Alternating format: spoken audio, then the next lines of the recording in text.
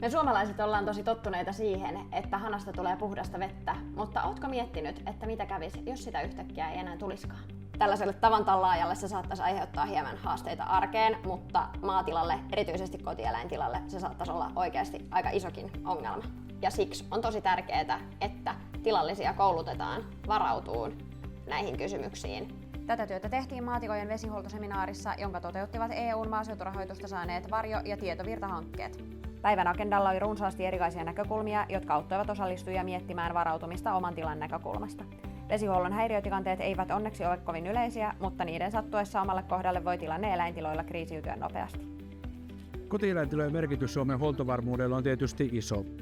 Ja sen takia täällä meidänkin alueella, jossa on paljon kotieläintiloja, niin me ollaan osaltamme tärkeä osa koko Suomen huoltovarmuutta. Kotieläintilojen vesihuollon kehittäminen on todella tärkeää yhteiskunnan kaikilla tasoilla, mutta erityisesti siellä tilatasolla.